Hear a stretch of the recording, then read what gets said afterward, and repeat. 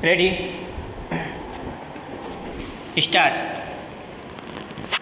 तेलंगाना ने तंबाकू और निकोटीन युक्त गुटखा व पान मसाला पर पूर्ण प्रतिबंध लगाने का जो फैसला किया है वह सुखद है। ऐसे गुटखों पर, पान मसालों पर निर्माण, भंडारण, वितरण, परिवहन और बिक्री पर पूर्ण प्रतिबंध लग गया है। हालांकि अभी यह पाबंदी 1 वर्ष के लिए, शायद आगे इसकी समीक्षा होगी और उसके बाद राज्य सरकार स्थायी प्रतिबंध का फैसला करेगी। ताज़ा फैसले के मुताबिक तेलंगाना में जो कंपनियां गुटखों या पान मसालों का उत्पादन करती हैं वे 1 साल किसी अन्य उत्पाद के निर्माण का काम करेंगी।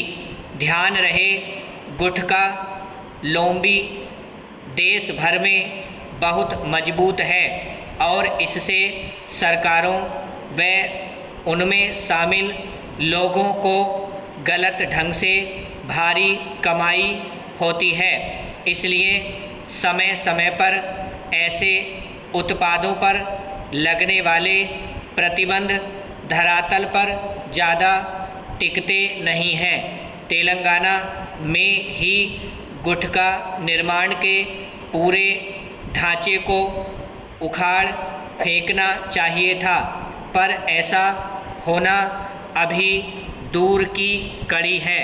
भारत में गुटखा सहित धुआं रहित तंबाकू का उपयोग एक खतरनाक कुचलन है जिससे गंभीर किस्म की बीमारियां होती हैं। विशेष रूप से गुटखा से कैंसर का खतरा होता है और इसी वजह से साल 2002 से ही गुटखा पर नियंत्रण के प्रयास चलते रहे हैं। साल 2012 से भारतीय राज्यों द्वारा प्रतिबंधित होने के बावजूद गुटखा व्यापक रूप से उपयोग में है। सबसे पहला राज्य मध्य प्रदेश है जिसने गुटखा पर प्रतिबंध लगाया था, पर क्या वहाँ सफलता मिली? अनेक कंपनियों ने चालाकी बरती है। बिना तंबाकू वाला पान मसाला बिकता है और उसके साथ में तंबाकू का एक पैकेट अलग से मुफ्त दिया जाता है। प्रतिबंध लगने के बावजूद व्यापारियों ने बचने के रास्ते निकाल लिए हैं। बिहार, गुजरात जैसे राज्य जहां कहने को तो शराब प्रतिबंधित है, पर क्या वहां शराब का मिलना बंद हो गया है? ठीक उसी तरह से गुटखा के साथ हुआ है।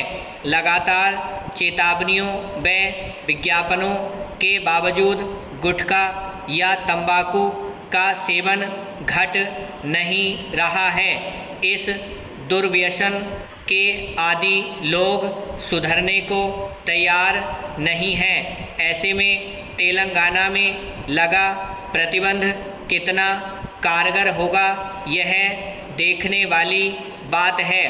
दरअसल किसी भी प्रतिबंध का तभी लाभ है जब सभी मिलकर प्रतिबंध को पालना करें। तेलंगाना अगर अपनी सीमा में प्रतिबंध को कड़ाई से लागू करे तो उसके पड़ोसी राज्यों तमिलनाडु, आंध्र प्रदेश, छत्तीसगढ़ और महाराष्ट्र को भी सहयोग के लिए खड़ा होना पड़ेगा।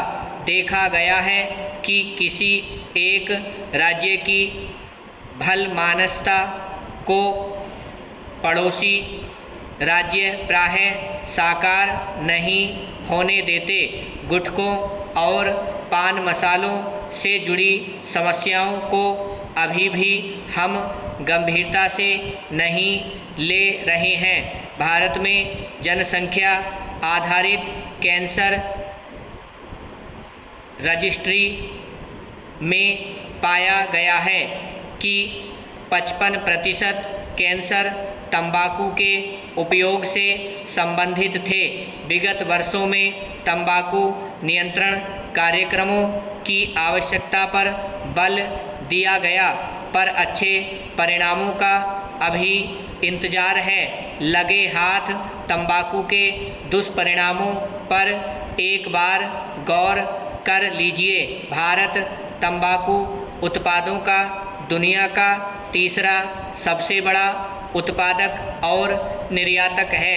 भारत में लगभग 21.4% वयस्क धुआं रहित तंबाकू का उपयोग करते हैं, जबकि 10.7% वयस्क धुआं वाले तंबाकू उत्पादों का सेवन करते हैं। भारत में तंबाकू छोड़ने की दर सबसे कम है। यहाँ सिर्फ 20% पुरुष तंबाकू के दुर्व्यसनों को छोड़ पाते हैं। वास्तव में लोगों को नशे से दूर रहने के लिए प्रेरित करने की ज़रूरत है। साथ ही ऐसे उत्पादों पर लगे प्रतिबंधों को ज़मीन पर उतारने की ज़रूरत है। ब्रह्म।